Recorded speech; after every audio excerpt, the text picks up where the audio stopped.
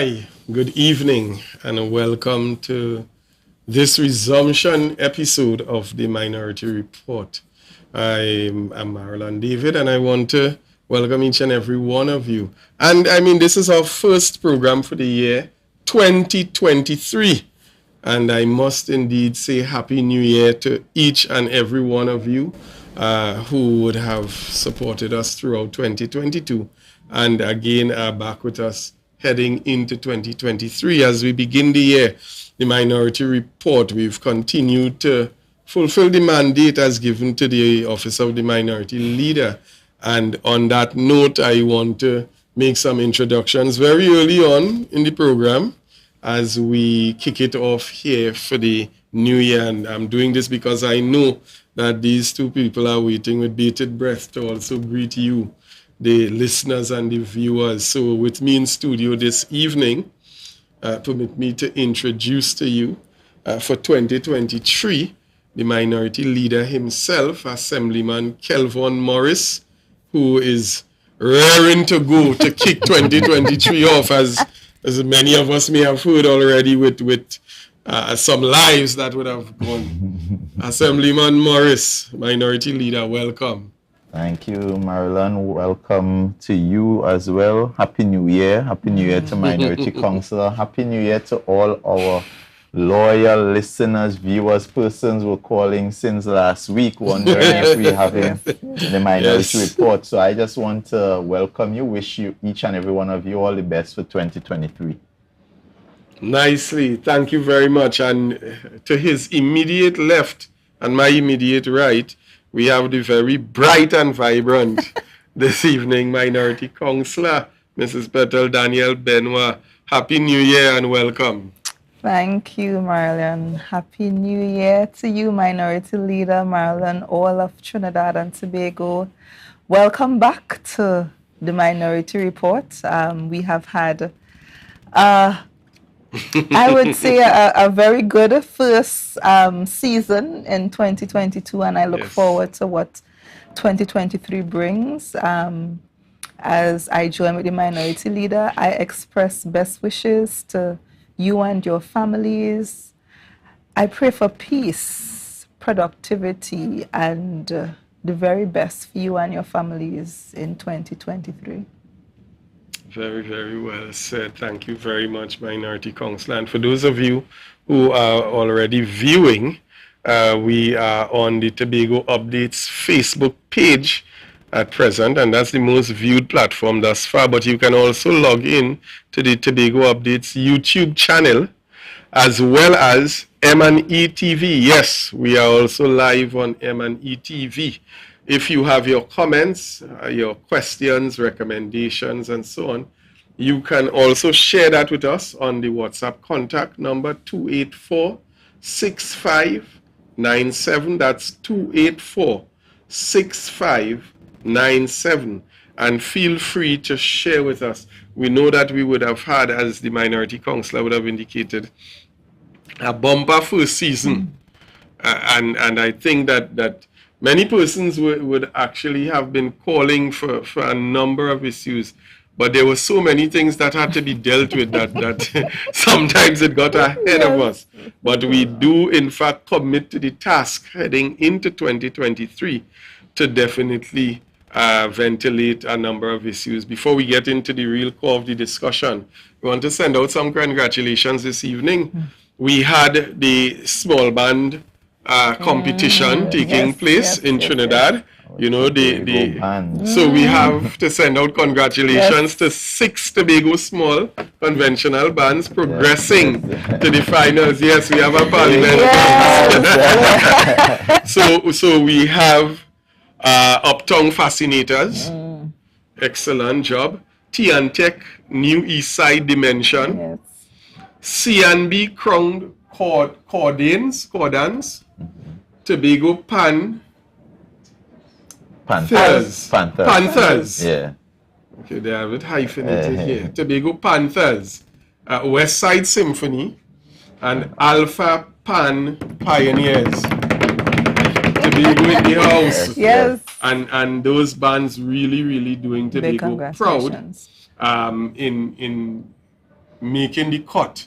You know, sometimes when you look at Tobago, here what is estimated 60,000 people, and bands going down to compete against a 1 point something million back in, for 6 bands to get into the final is indeed a major achievement, and we really encourage those bands, and we definitely going to be supporting them for those of you who want to make the trip down for the Panorama finals and so on.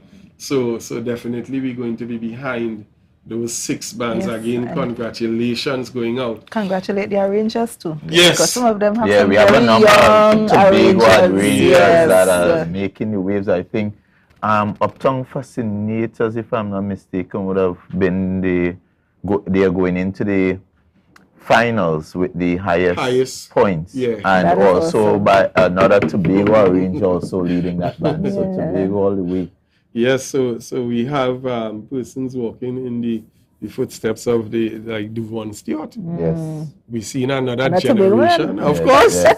We've seen another generation rising Yes. up in the art form. So we want to encourage those bands and those very young arrangers. I even saw some very young players as well. Yes. From as early as 6 years old and 7 years old in the front line.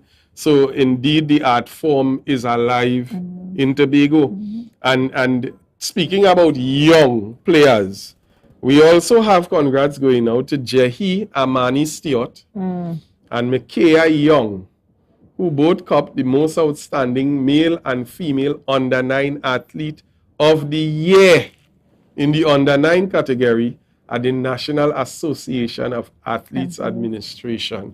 And those awards were held last week, I think, or over the weekend in Trinidad. And these 2 young Tobago athletes topped the field, and we can't leave out the coaches, just as the administrators. They are coached by Kelsey to St. Reed and Colette Cooper, Andel Young, and Jerome Morgan, all of Zenith Club. So we see Zenith Club really continuing to produce. Minority Leader, you want to jump in on that? Zenith alone, because I want to commend Mr. Soren Bishop as well, and his team. I saw for female under 20 as well, a young sprinter who is out there now, transferred to Kentucky. She was among those recognized, for her achievements. I saw something to the RSS Rising Stars. Right, I think that is clubs. Featuring Tobago is always excelled when it comes to sport and quality and those kind of things. So we seeing that continuing. And what I really like, what I'm seeing is, especially in athletics, where a lot of our athletic stars are returning. So persons like Simoy has an excellent athletic program going on. You have Kelsey, you have Sheridan. So you have all these persons returning and, really coming and giving back and ensuring that we can really create the next stars of tomorrow. Yeah. Awesome. Definitely. So congratulations going out to all you guys. We definitely know that you're going to continue pushing. And I mean, when we can start topping the categories from under 9, it speaks volumes to what we can achieve in the higher age categories. And we hope that we're going to see an entire crop of Olympians coming out of these very young talents in Tobago. So congratulations there in the sporting fraternity as well. I also want to highlight, we had a centurion over the last couple of days as well, Mr. Courtney Edwards out of Mount St. George. We really want to congratulate him as well on this milestone. Not many people get 100. If we were to go with the biblical context, man is given 10 by reason of strength. by reason of strength. And so when you get to 30 years past what is considered to be your mark, it is indeed an achievement. So Mr. Edwards, we congratulate you on that. And with that, I want to say, I don't know if there's anyone else that the minority leader wants to recognize, or minority counselor, before we get into the meat of our program this evening. Well, just again to extend condolences, of course, today, Petal and I, along with Lawrence, we were part of the persons who would have attended the funeral of the late, I would say, great Royal Axback Titus, and we all share in the great loss of such an outstanding son of Tobago, and we acknowledge the fact that he has contributed to the development of Tobago in so many spheres. He wore so many hats. He impacted so many lives. And it was when you heard his family eulogize over his life, you really got an extra appreciation, for the man that was Royal Axback Titus. So we want to extend our condolences to the family, to the friends, well-wishers, and to all of Tobago, Trinidad and Tobago, on the loss of this son. We also lost another really important person in the cultural fraternity, Mr. Archer, Peter Archer, who, of course, Carnival is coming up, and he was a real mass man, really involved as one of those bands, making the creative part of the mass, creating our mass. So we just want to share with all families, experiencing the loss of a loved one at this time. We want to extend our condolences and to just offer, let them know that we are here and offering our prayer for strength, because we know it's not easy, treating with the loss of one of your dear relatives. So true. Thank you very much, Minority Leader, and I'm glad that you led the way on that. Mr. Titus has indeed impacted not just the individual lives of so many people, but Tobago as an entity. A lot has come forth because of his contribution, directly and indirectly. And, it comes on the heels of Trinidad and Tobago also recognizing and honoring the loss of the late Black Stallion. Yes. And I don't know, I don't know if anyone else would have observed this, but it seems as if every time one icon goes, you always have one closely following, and Black Stallion made a tremendous contribution as well to both Trinidad and Tobago. I've been hearing his music to me from since a little child. It's like it's been timeless. Yes, and I was not going to say that is the beauty of persons like Black Stallion and Roland. Their contribution, their music and those kind of things is timeless. So even though the person might have departed, what they have left with us would go on beyond generations and generations to come. It's indeed a legacy. Yeah, it's a legacy. Exactly. Because even as we exited the halls of Shaw Park and came into the corridors, we saw all the artifacts of the late Axback, his guitar, his books. There was a leather purse, a leather satchel, with his name written. It was moving. Very nostalgic moment. And truly it's good to celebrate the life. What was good to know as well, because I remember the last conversation I had with him, when I recognized this man just have knowledge and just it's like really a walking encyclopedia on all things Tobago. And I was saying to him, I say, it is important that persons like yourself, we have you really document these things. So when I heard that, one, there was already a book published, and there's one unpublished, that in itself left me a bit more comforted that at least, that some of that knowledge has been shared and been documented. I remember in history, especially African history, you always hear about the oral traditions. And, sometimes, as a child, I remember having storytelling where different persons will come to the school and that kind of thing, and the entire school population will gather, sit on the court, and this one person will sit and speak, and it didn't have any microphone or anything, but yet still everybody would hear what they were saying, and I think that even that is something the world celebrates, reading aloud day and all these kinds of things, but we have essentially lost those oral traditions because we've moved away from things like that, and it's going to be great to see those surviving icons that we still have around, you know, embrace that, or the forum be created for stuff like that to take place, you know. And I mean, he really would have left a tremendous legacy for us here in Tobago. So folks, we're going to get right into our program this evening. Now that we've done the protocols and the complimentary stuff and the greetings and so on, we have quite a lot that we want to discuss this evening. A number of things happening in Tobago on the public domain and so on.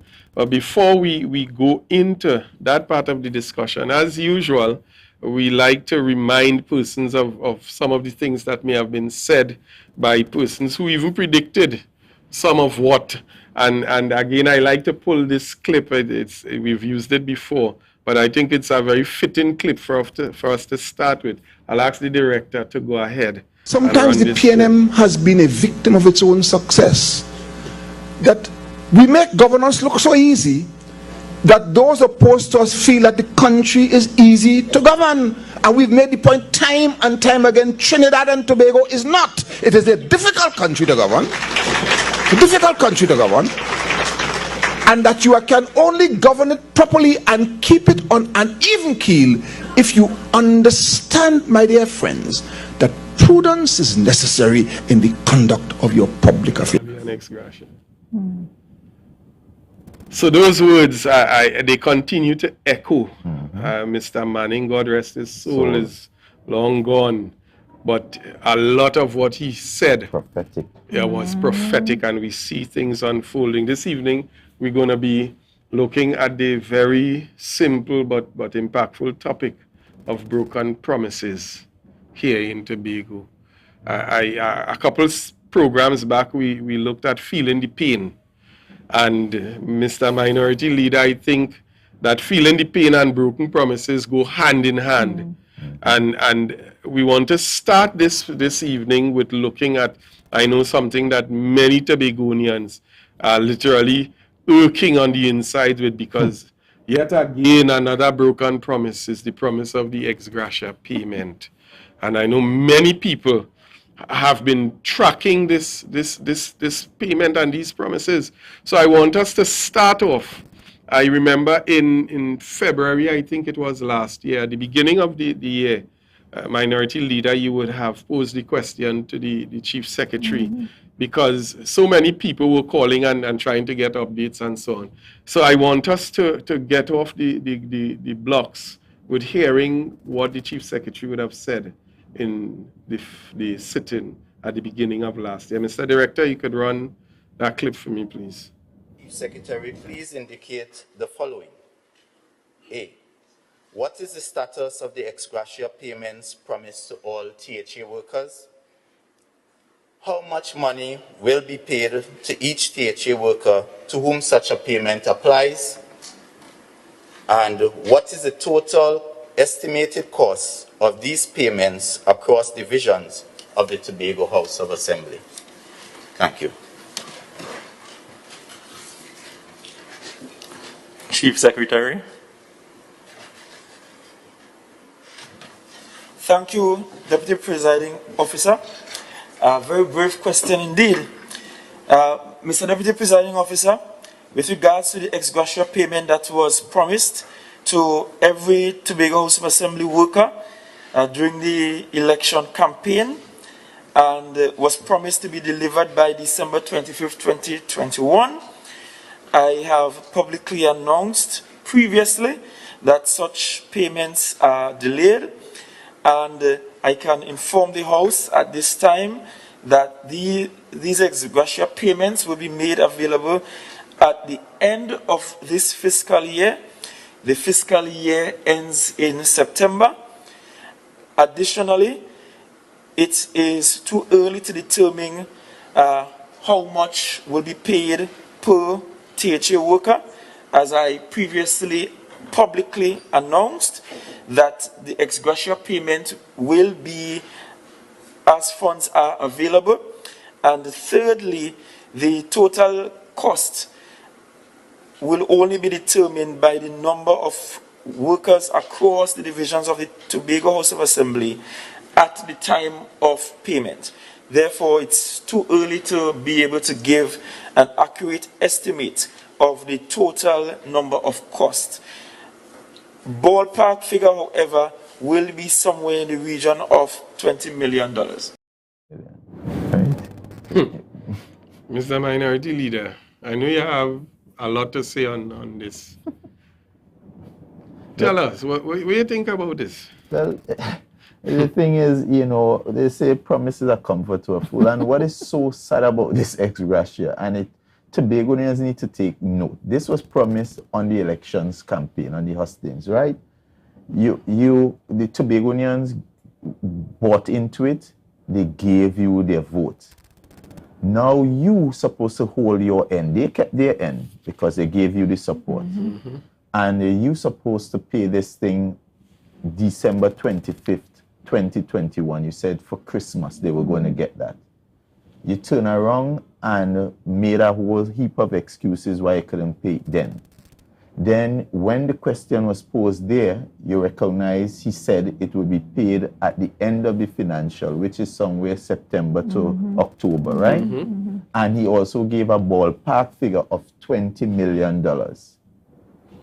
Now, you remember that in October, the budget was read by this PNM government, and they also promised to the health workers an ex-gratia payment for their work as, you know, a reward for their commitment during the COVID period.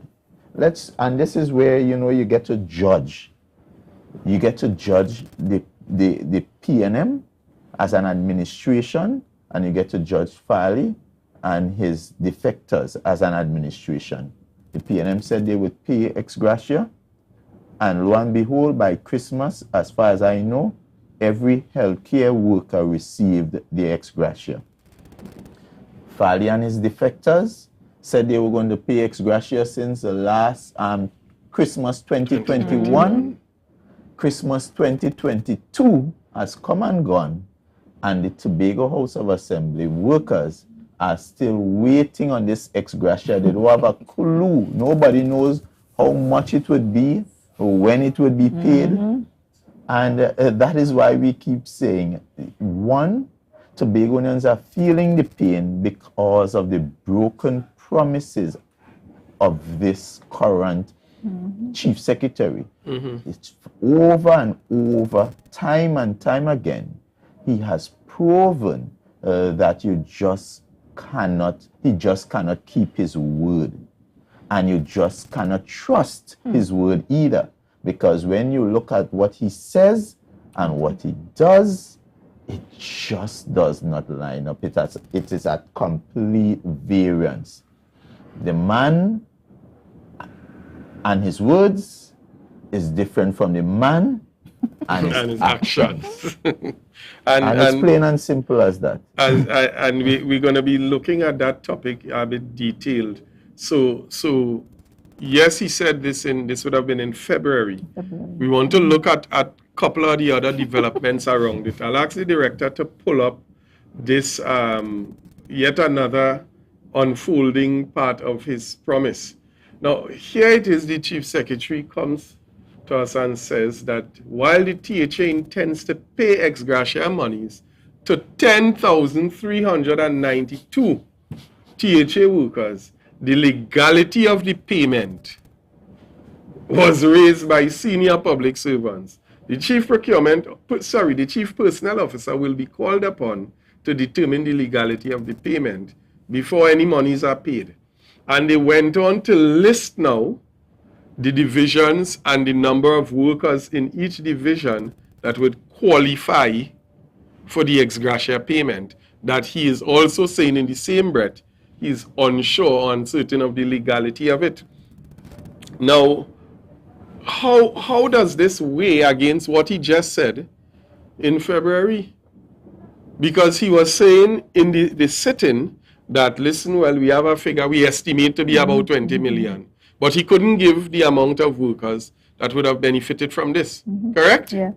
Now, Minority Leader, you want to say something on that again before we continue? Well, it's all about playing smart with foolishness. Because we have another...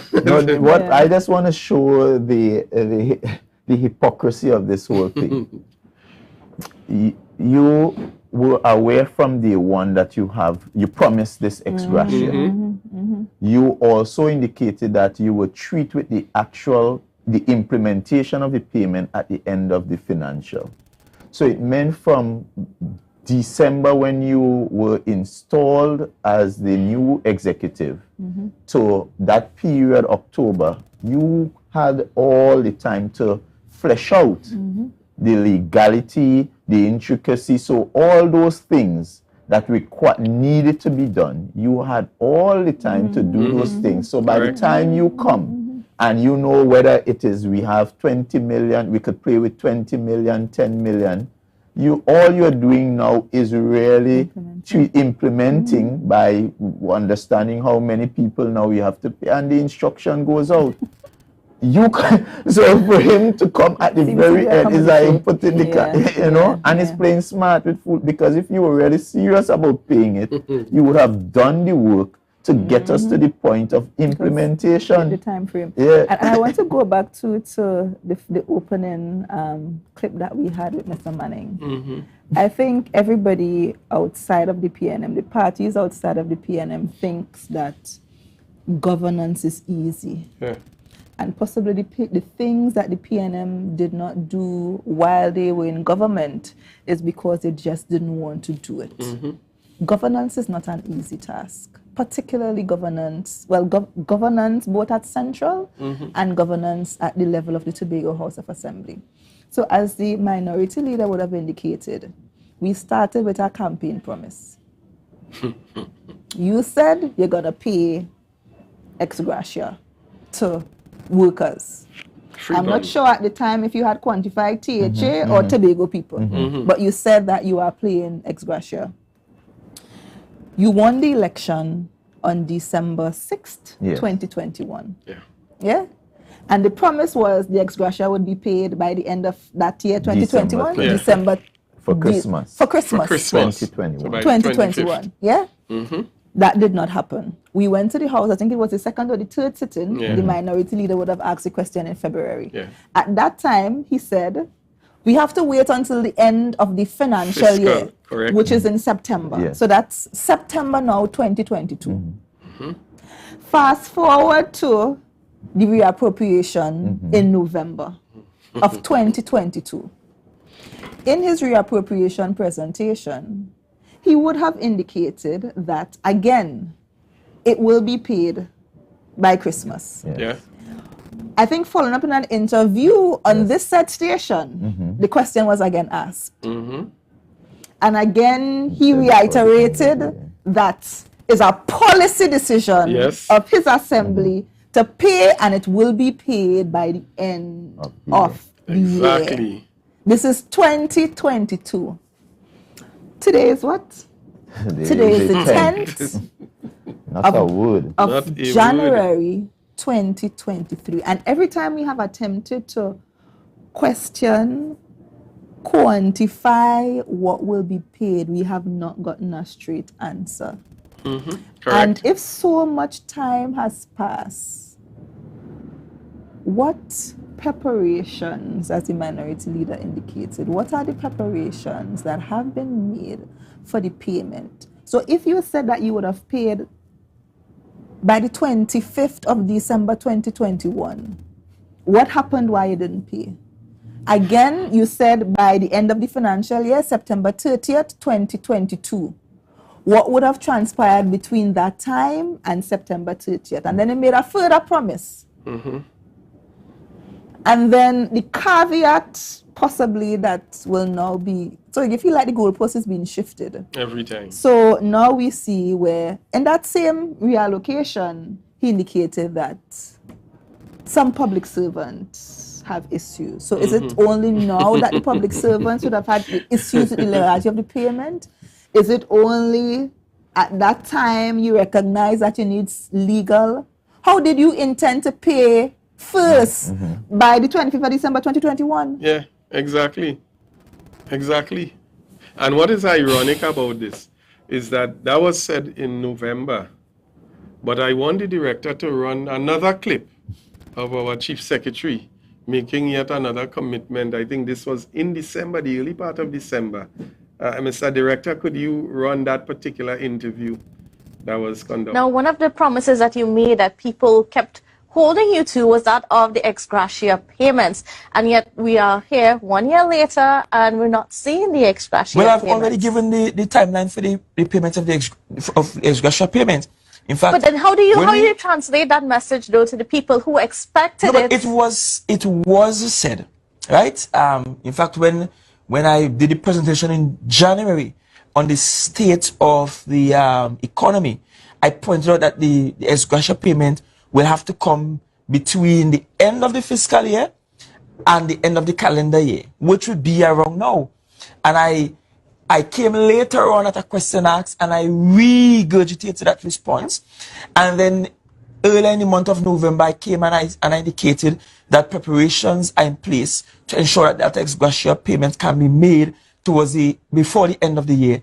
And I already gave notice to the chief administrator so that notice can be given to all the administrators in terms of the execution of that payment. So yes, lots of people will smile this.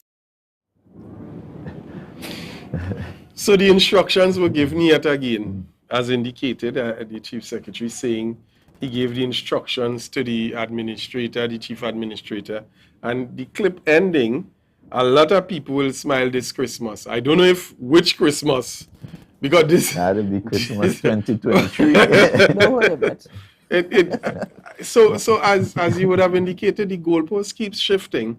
But what is even more, and I want to say diabolical, is that the chief secretary keeps committing to pay it and setting a date and a time. And that is the thing, because he's not just committing to pay, but he's also giving you a date, which I'm saying is so disingenuous. If you know that you have not yet have all systems go, why would you give such a detailed timeline? So yet again, and eventually persons would ask if this chief secretary is someone who, is not truthful, because at the end of the day, and we have to put it as, if you continue going by somebody for something and they keep telling you come back tomorrow, and they go back tomorrow, they tell you, nah, come back tomorrow. Yes. Eventually, you would have to start questioning this person and questioning the character of this person. But this is also not the only issue that the chief secretary would have given commitments to. Exactly. We saw that with the contractors. We saw it on June 24th. Yes. And then when June 24th came and went, and the contractors are now asking, but you told us you were going to pay us. Then we were told that he was looking into these payments, and then the conversation started to change. Before he said he was going to pay, and then he started to use the audit as the excuse. You will remember he came with the incomplete audit in the house. And even then, you remember when he told us in the house that we would get the completed audit in a couple weeks' time. All the audits, because there were three different audits. Yeah. Up to now, we have not even received one.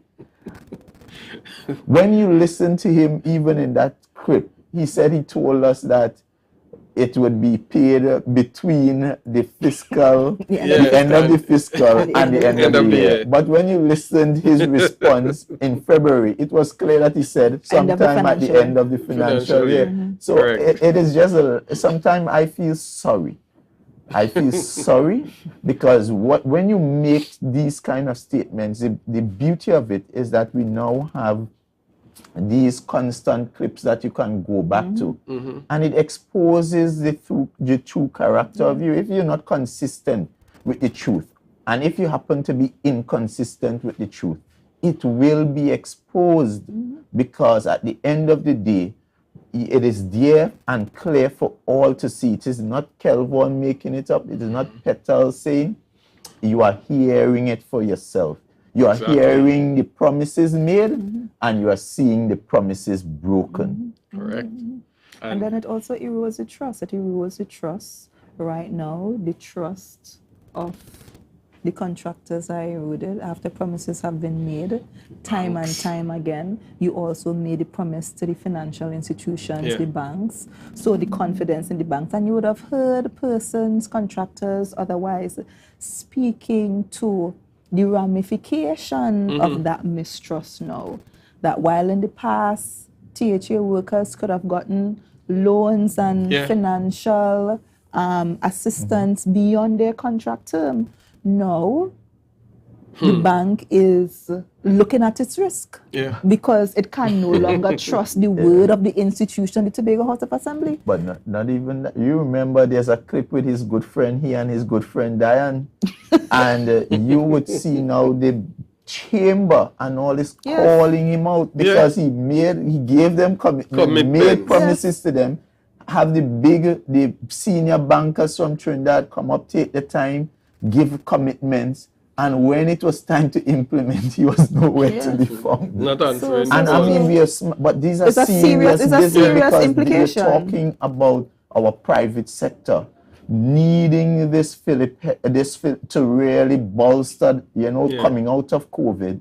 And when you had this plan and you committed to the plan to really assist and support the private sector to get back on their feet, you were missing in action. And even to this time, as far as I know, I have not heard anything to the contrary that such a plan has been implemented as yet.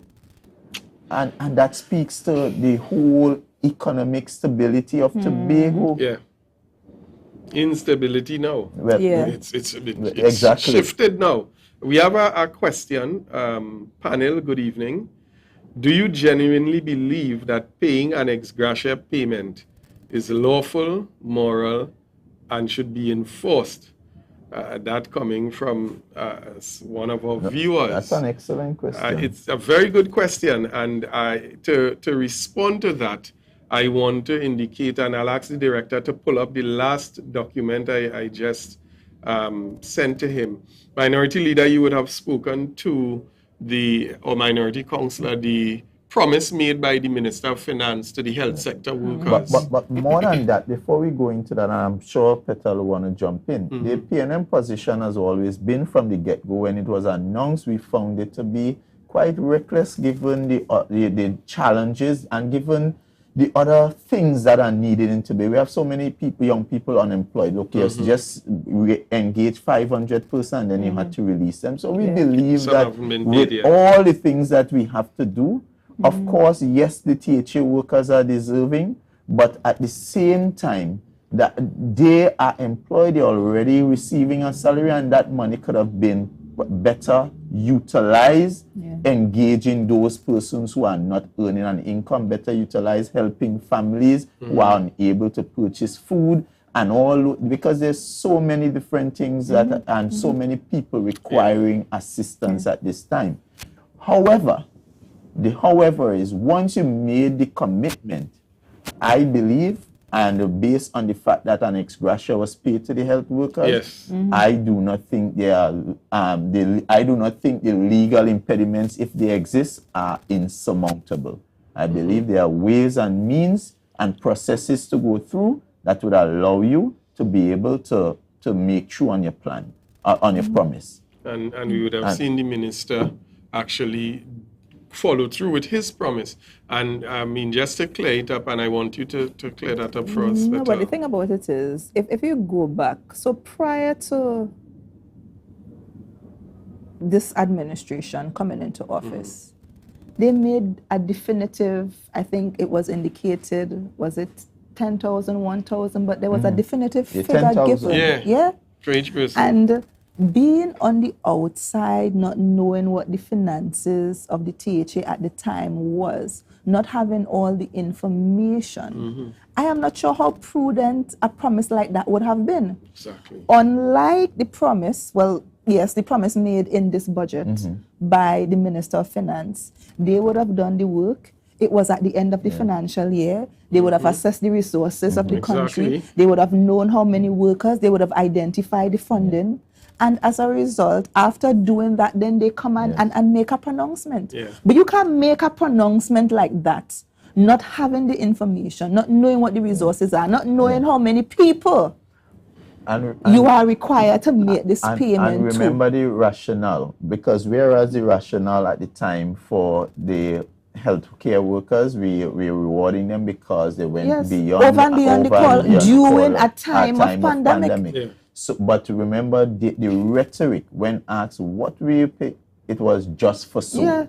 And so it became the idea that was sold, which we found quite reckless, was that you're really saying it's just free money. We're just going to give it away and basically in a most reckless manner. When we, as Petal rightfully say, you don't know the state of the economy, you don't know the commitments of the THA, you don't have a clear idea. And whether you can afford it. We're now coming out of the pandemic. Exactly.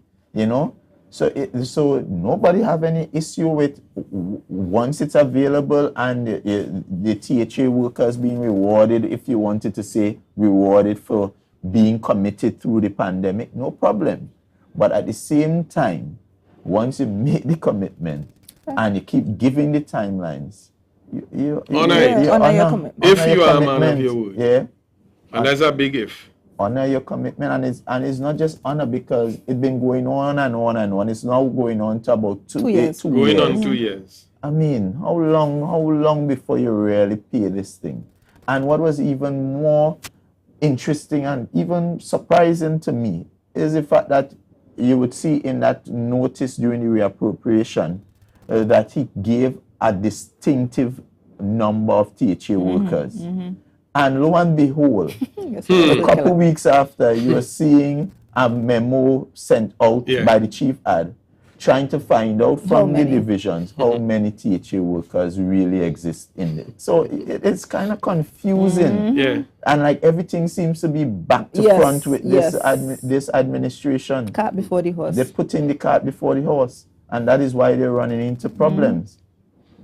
They're not planning it. Is like by VAPs, there's no real proper planning when you look how they're going about things. That is why they shut down all the accounts in finance, and before you know it, checks are bouncing left, right, and center. There's no and then you have to come back to explain to the persons you issue the checks that, oh well, we did issue you, which but it might mean that your check would be bounced. Probably the checks were issued from another institution. It tells me that these persons, especially starting from the head, lacks the capacity to manage. It is a management issue we are having right now. Very, very well said, very pertinent. We're going to go for a short break. And when we come back, we head into another short discussion of something that has been very, very negatively impacting the big one, and we think that it's important for it to be ventilated. So stay locked on, and we'll be right back.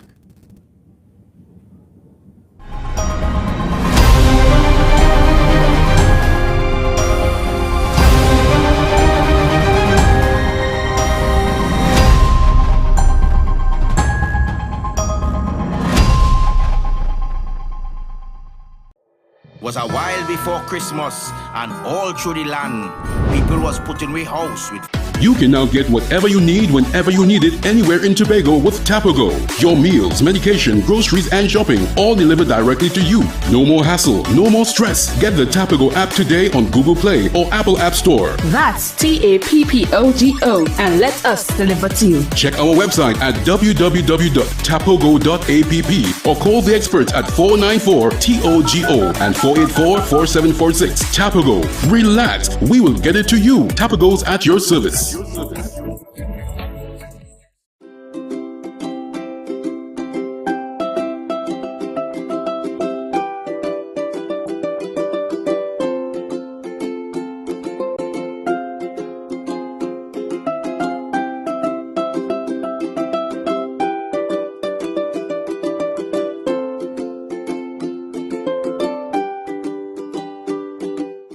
The best place to stay in Tobago is at Thorn's Place, with rates starting as low as 200 TT. Call or WhatsApp 745-7306 or 682-8676. We are located uptown Scarborough, 5 minutes away from the port. Remember, at Thorn's Place, our aim is to make your stay safe and affordable.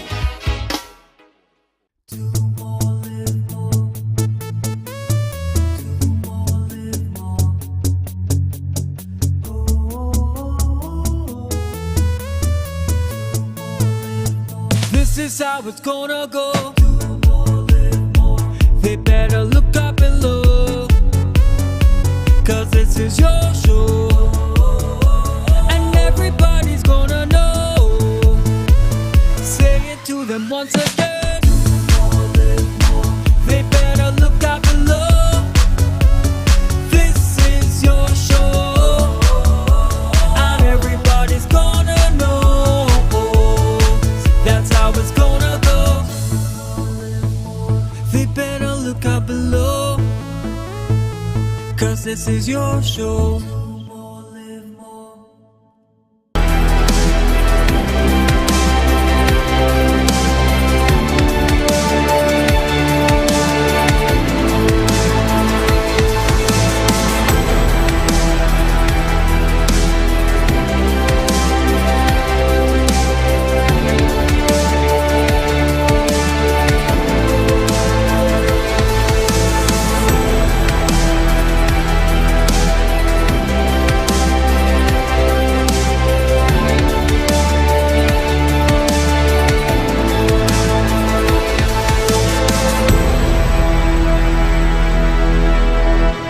So we're back and we are continuing the discussion on broken promises.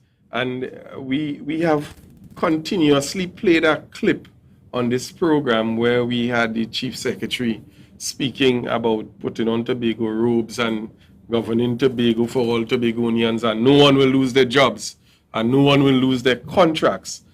But as per usual, what we see happening is the complete opposite. After we saw a literal attack and an onslaught on the Tobago public last year with the CPEP and the contractors, and by the way, CPEP workers are still awaiting redeployment, as well as the advertising of the positions that... That's another broken promise. That's another broken promise. A whole about turn when the question was asked in the House. After you gave the workers the assurance, now they're trying to spin the conversation. Yes. You have to be qualified, and if it's only if you have there's a suitable position.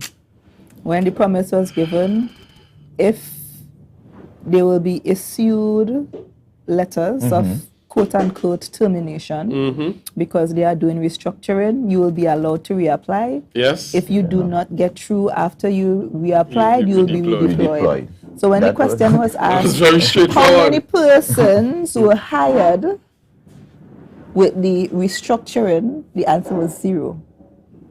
How many persons were redeployed? The answer was 0. When will the redeployment happen? We can't see, because now there's a caveat. And not everyone would qualify to be redeployed. Yeah. So after you made the promise, just like the ex-gratia promise. So you see how these people serious. So now coming out of that, and Tobago really suffered a serious impact and a blow, because I know many people across the island in every district felt the pain of especially that CPEP debacle that is continuing. We now have a situation where information has come to hand that again an attack on Tobago businesses has started up, and I mean, we heard Trevor talk recklessly and that he don't care, but now what we're seeing, and information, as I say, has come to hand, that a number of our Tobago-based security companies have now lost their contracts in Tobago. I don't know I don't know what's taking place, and not just losing their contracts, but the company that has taken over the contracts is yet again a Trinidad-based company, and a Trinidad-owned company. But I don't want to stress too much on introduction because but you know, it begs the question. I'm starting now because there's a certain pattern, a strategic intention. Because that was so familiar. And you're wondering if this now is a strategic intention to destroy indigenous Tobago-based entrepreneurs and businesses and the private sector, because we all know the THA is not just the largest employer, but also the largest engager of services on the island. And it is through the THA that we are able to grow outside of the THA our businesses who also employ Tobagonians, because when we're not just talking about the business being affected, but when you take away these contracts, it is Tobago families, Tobago workers who are now going to end up, or who have now ended up on the breadline. And it means, therefore, that you really, in terms of you're broken your promise, but you're also inflicting pain. More pain. And you're asking yourself, why is this happening? What is the strategic intent? And why is it always, is not a Tobagonian losing out to another Tobagonian? But it seems as though it is Tobagonians are losing out to persons outside of Tobago. Is that a strategic intent? And the question has to be asked, is that the strategic intent of Farley and his defectors to build another economy? To build another economy, to build another set of people, to build another place and another space that is not Tobago. So you're utilizing Tobago resources to build others outside of Tobago while you destroy your own Tobago people, the people, some of them voted for you, put you there, trusted you. And what is even more troubling is that some of these indigenous businesses have been in business with the Tobago House of Assembly for years, in excess of 20 years.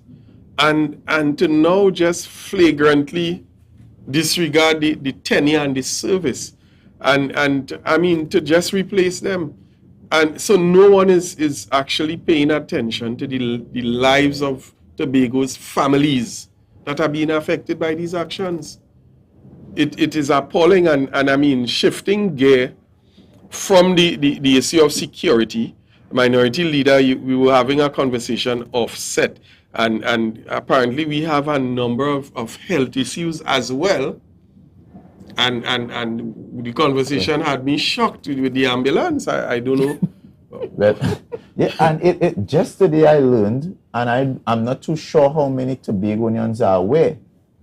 And I hope the Secretary of Health will respond and alleviate these fears, because the information coming to me is that at this time, on an island of 60,000 persons, 2 hospitals and a number of health centers, there is only 1, and if we are persons speaking Spanish, uno, ambulance on the island at this time, functioning. 1. Uno. 1 ambulance. Serving all of Tobago, carrying sick patients, COVID patients, everybody. Uno, 1 for the last 2 weeks. 1 ambulance, you see? 1. Running every day. Running every day, everywhere.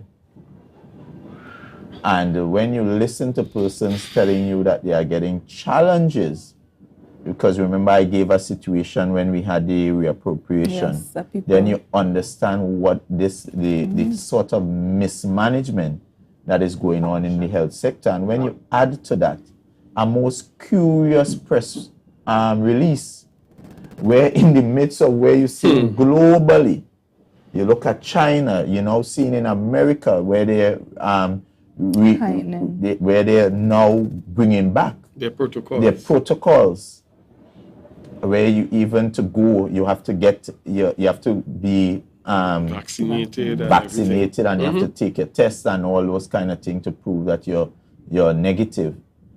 You're seeing all those things returning, and here it is in Trinidad. We are seeing even the numbers increasing. We are seeing the amount of persons dying also increasing. But some magically in Tobago, the secretary is telling us COVID does not exist here, and therefore we don't have to report COVID. We are not going to surveil for COVID. So we're not going to test. We're not going to fight up with COVID. We're basically shutting down shop. And we are now going into Carnival. So when you should be protecting the citizens of Tobago and putting people on alert, reporting to us so that we can know that we can, you know, take the necessary precautions to safeguard ourselves. You have recklessly shut down the system to the point now that you are saying you're not going to report to us. So you do not see yourself as needing to protect us from a virus that has shown that it is dangerous, it is deadly, and we all, I'm sure none of us could say that we didn't have someone, some loved one, some relative, some friend that we would have lost to this deadly virus. So in terms of the ambulance service, and it's only having one or uno ambulance at this time, is the secretary aware of this situation? And if she's aware, what is being done to remedy? What is being done to increase the fleet of ambulance, especially now that we seem to have an increase? Yes. The other question that we have to ask the Secretary of Health is, what are the numbers? Although you have not been reporting to the people, is there an increase in the number of persons testing positive for COVID? Are persons currently succumbing to this deadly infectious virus? Yes. Are we seeing deaths? And that's a very interesting. But the thing is, they're not reporting to us again. So and the question has to also be asked, are they not reporting because they're really trying to suppress the information, hide the information because of their own inefficiencies, their own mismanagement? They're trying to give us the impression that all is well when perhaps all is not. Well, we definitely know that all is not. While you all were speaking, the director was flashing across the screen global articles where in the US and China, the concerns, actually in the US, they recorded up to 60,000 new cases in one day. And even in the release put out by the Ministry of Health, where they restarted their vaccination program, one of the concerns that were indicated is that further with the impending carnival season,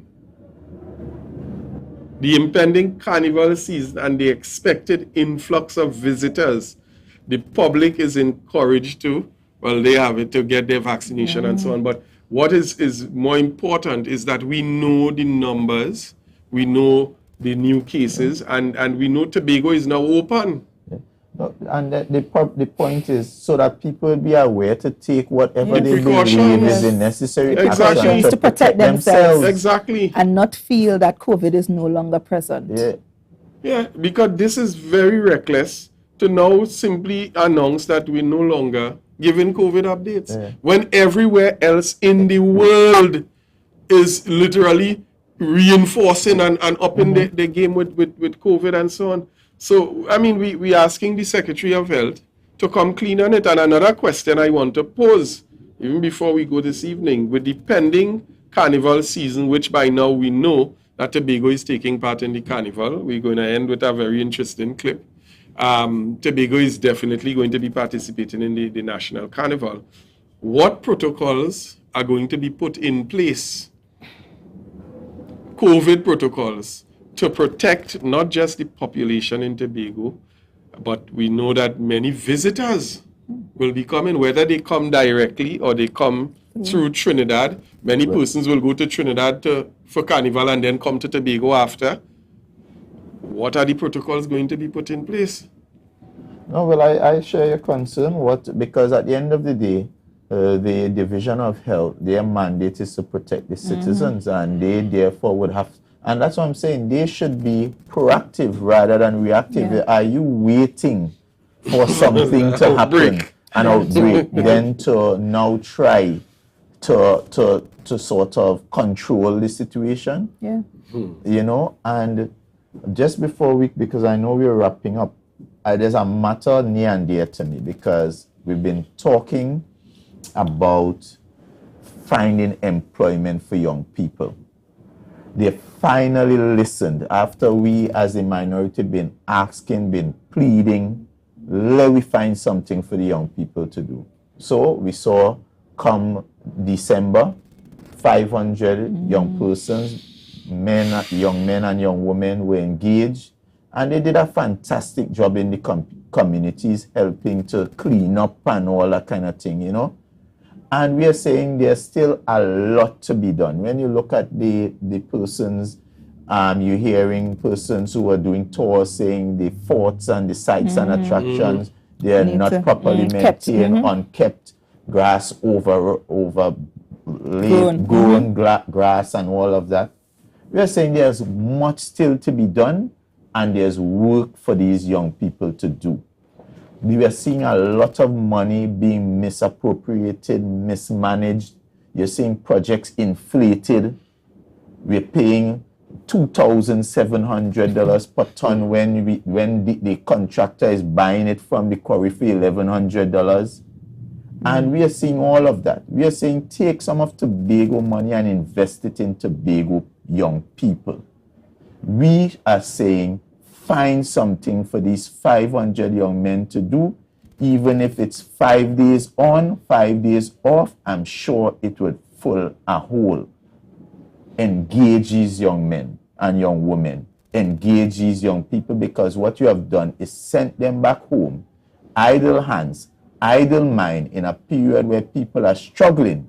And this is ripe.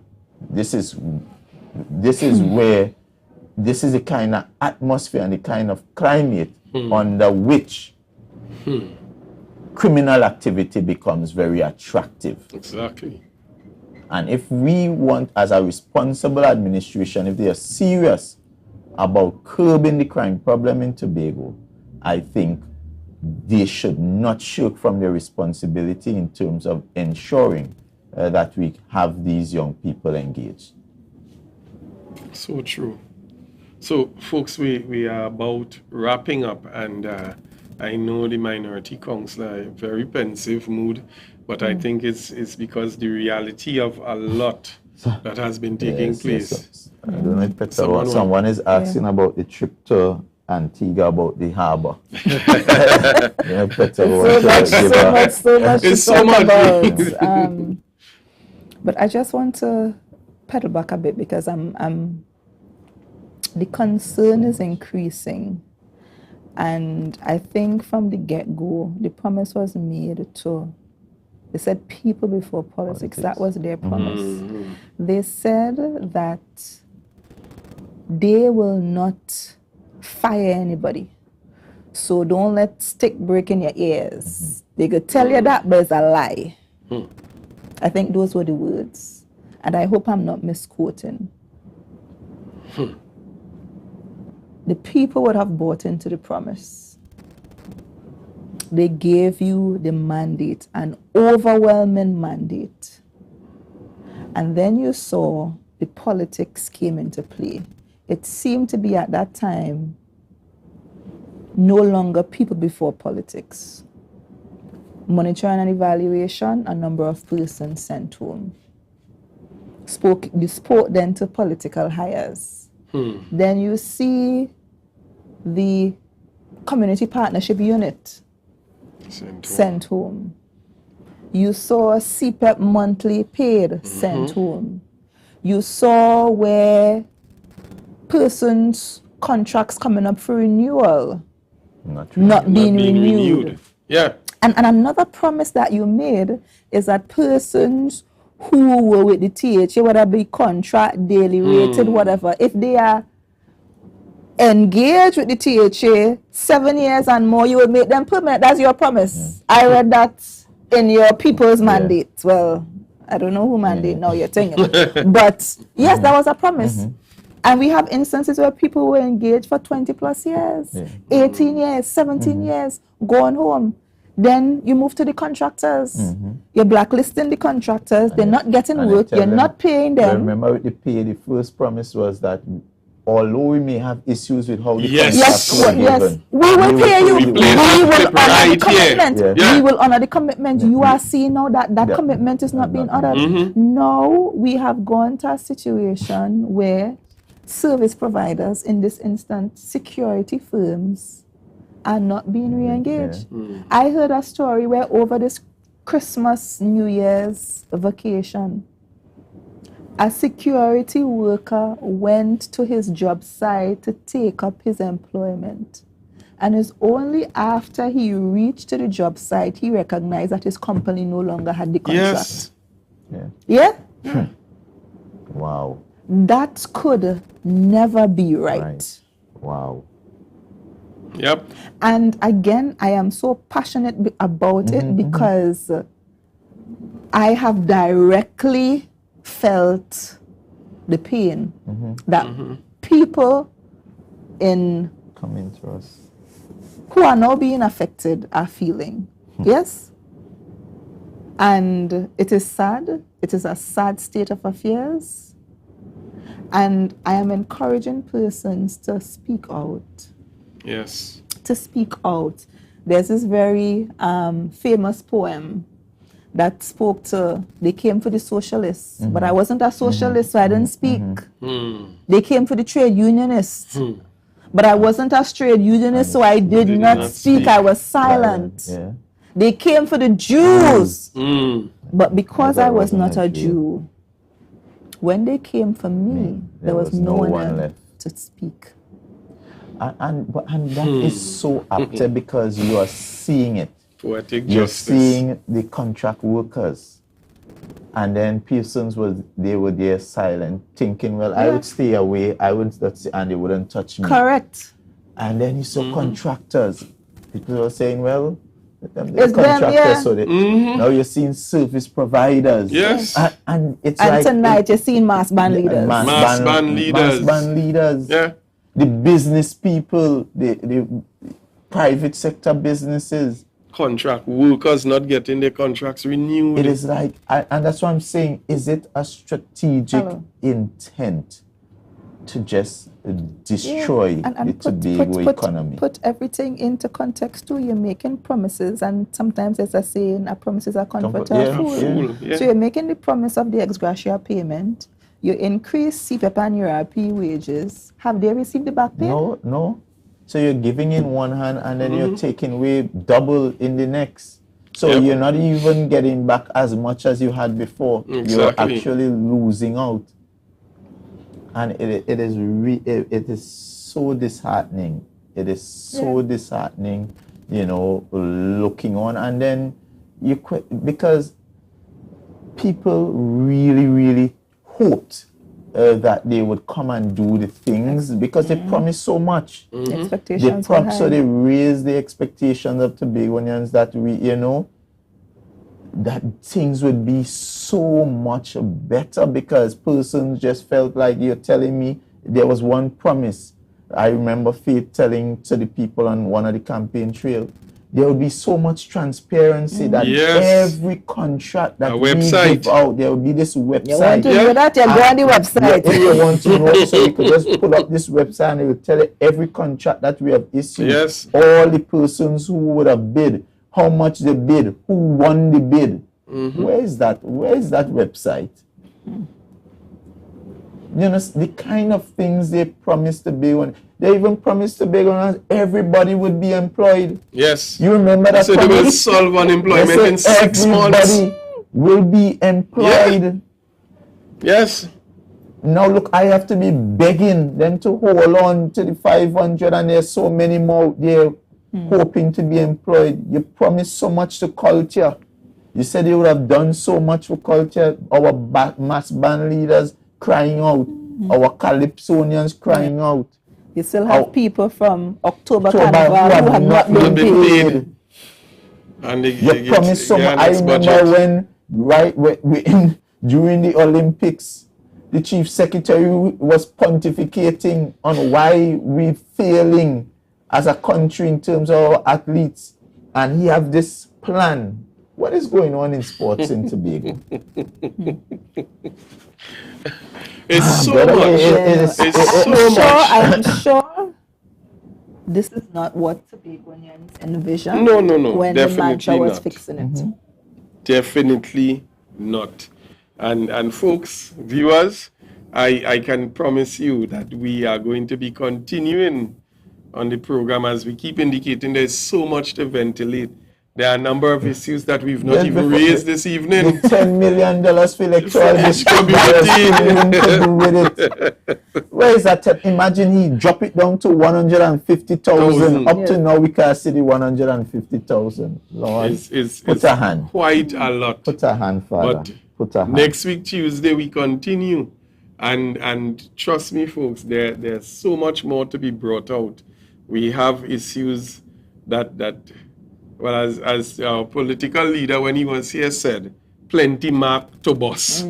So I want to encourage you to continue logging on. Before we go this evening, and we're going to leave in a different style today, we're going to play a clip of something before we leave. But before we get to that, I want to do something that we didn't do in the beginning. I want to say happy birthday to our MP for Shamfa, the Honorable Shamfa. Always there. Today is her birthday, and I mean, wherever she is now in celebrations, I would think, because she's very much a family person. Yes. And you always see her engage with her family and her nieces and nephews and brothers and sisters. Definitely. So we want to just wish you a happy birthday today, and we really pray that God grants you many, many more birthdays, and that you continue to grow from strength to strength.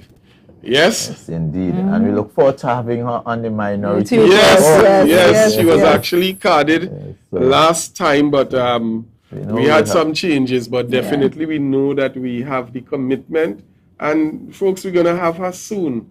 Don't worry, we wouldn't even announce it. We'll just keep it as a surprise. And so this evening, we want to thank you for logging on. We want to thank the director for bearing with us as we begin to close. We want to just close off with a conversation we were having before we actually started the program, and we're going to let the persons in the clip speak to it. I want to give the minority leader and counselor the opportunity to say good night before we go to that particular clip. I want to join in saying happy birthday to the minister and MP for Tobago West, Miss Shamfa Ashaki Kajo, the Honorable.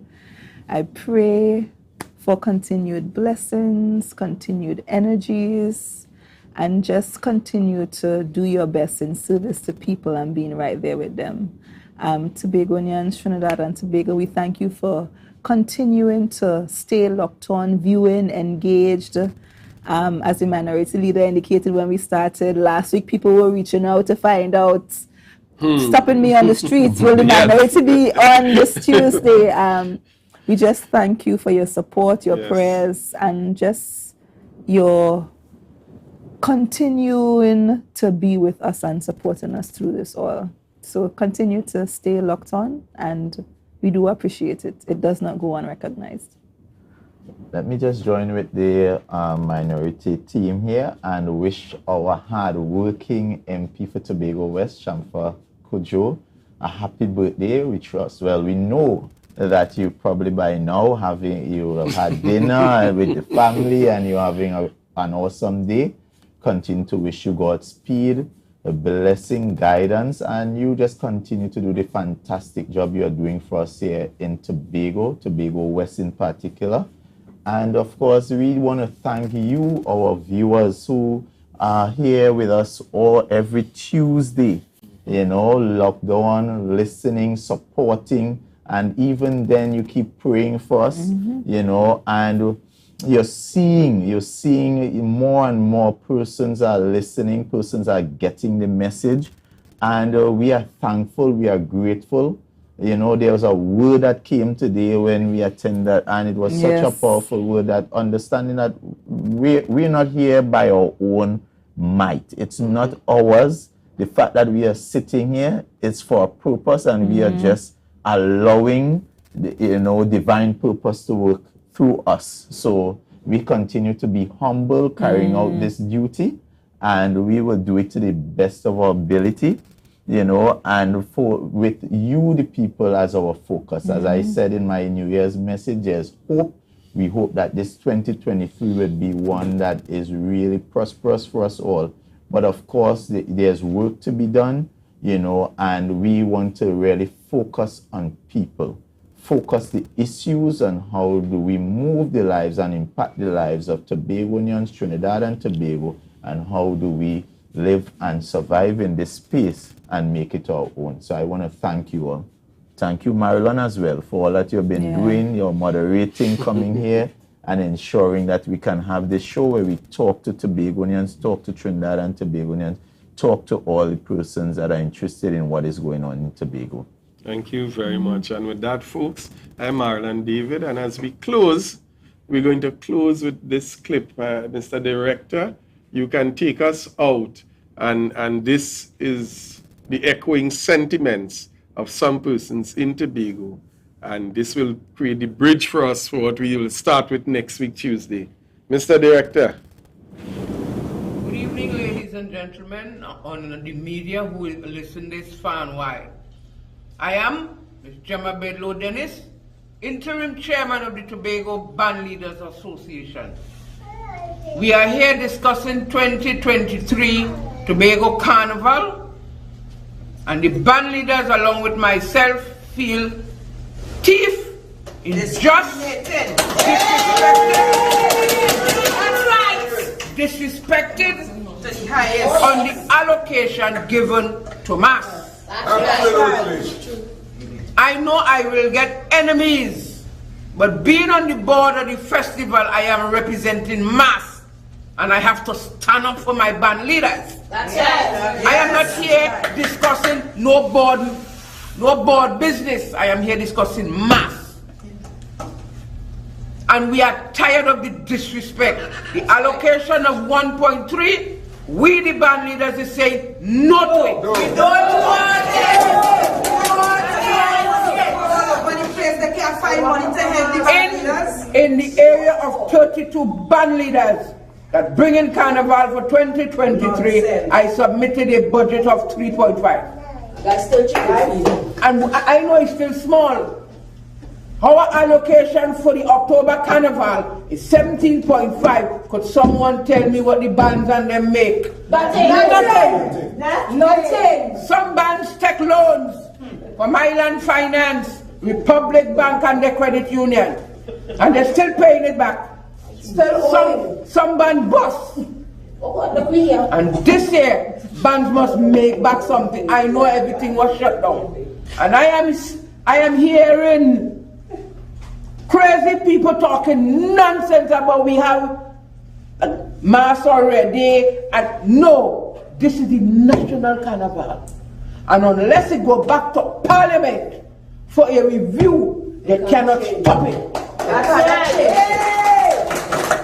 I may not have masters and all these things. But mass, I know it. The laws of the land, thanks to Ho Choi Charles. I know the law of the land and the act of the Tobago House of Assembly.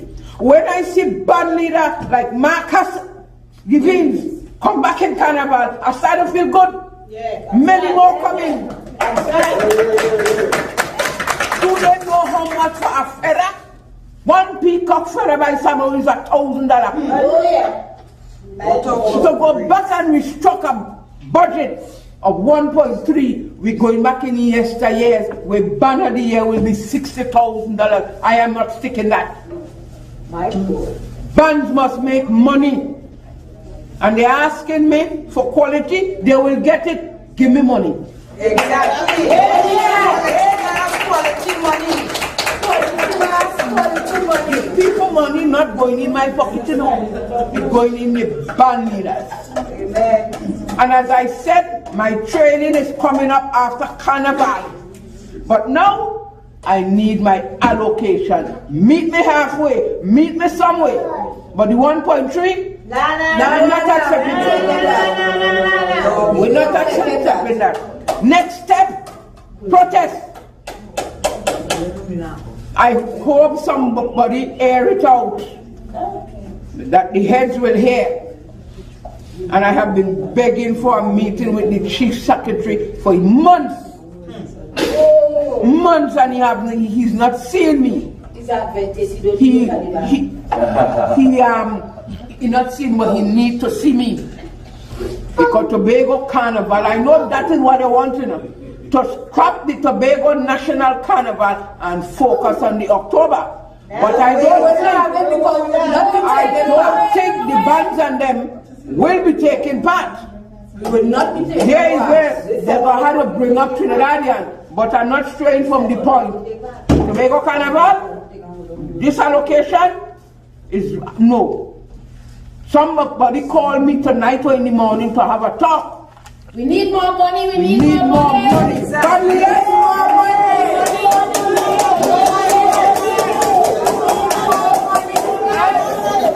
And as the authority or whoever see it, I Demabello had the strength of the band leaders. Yeah.